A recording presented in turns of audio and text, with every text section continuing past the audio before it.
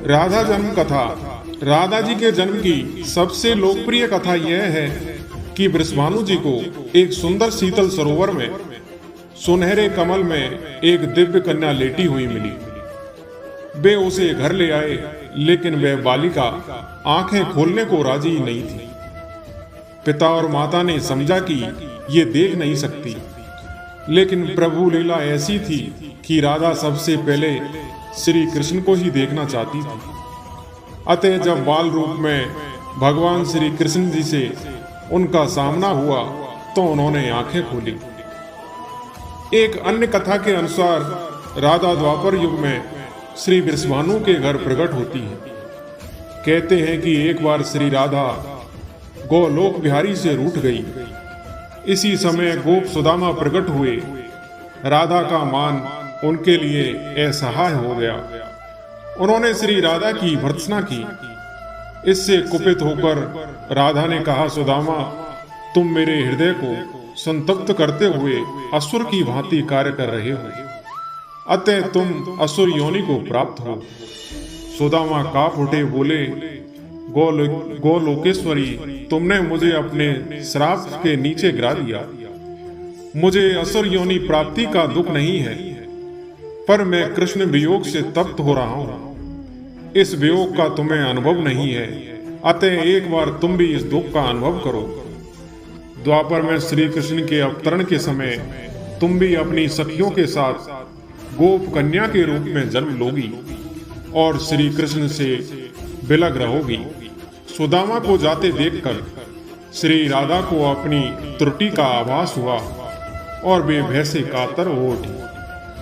तब लीलाधारी श्री कृष्ण ने उन्हें सांत्वना दी कि हे देवी, यह श्राप नहीं अपितु वरदान है।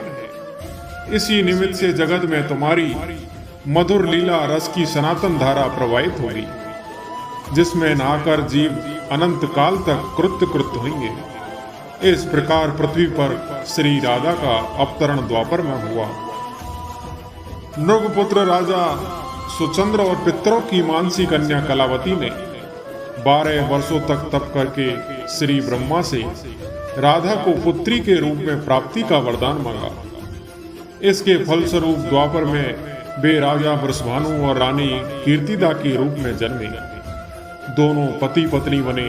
धीरे धीरे श्री राधा के अवतरण का समय आ गया।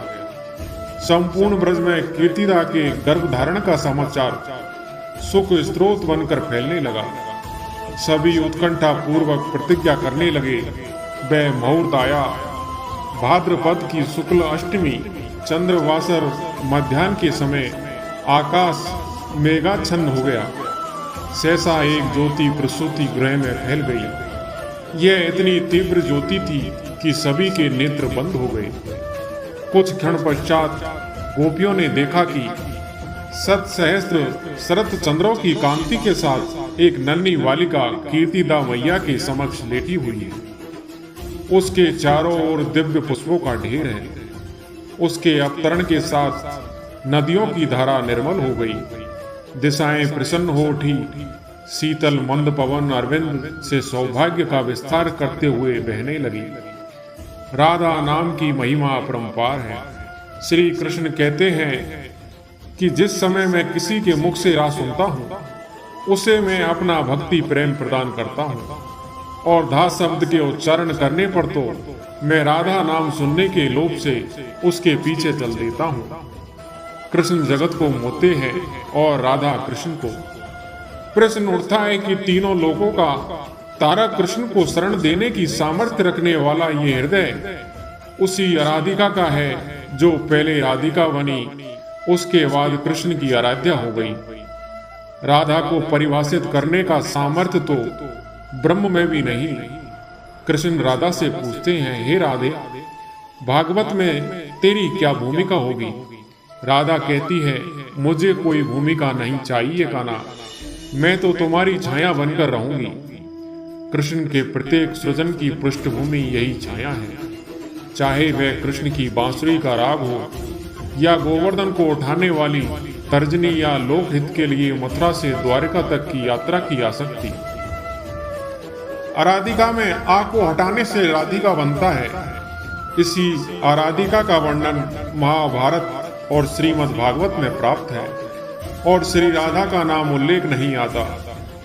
भागवत में श्री राधा का स्पष्ट नाम का उल्लेख न होने के कारण एक कथा यह भी आती है कि सुखदेव जी को साक्षात श्री कृष्ण से मिलाने वाली राधा है और सुखदेव जी ने उन्हें अपना गुरु मानते हैं।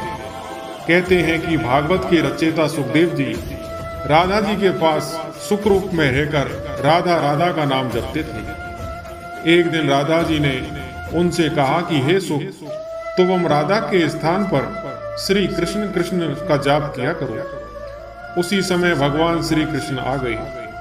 राधा ने यह कहकर कि यह सुख बहुत ही मीठे सुर में बोलता है, उसे कृष्ण के हाथ सौंप दिया, अर्थात उन्हें ब्रह्म का साक्षात करा दिया।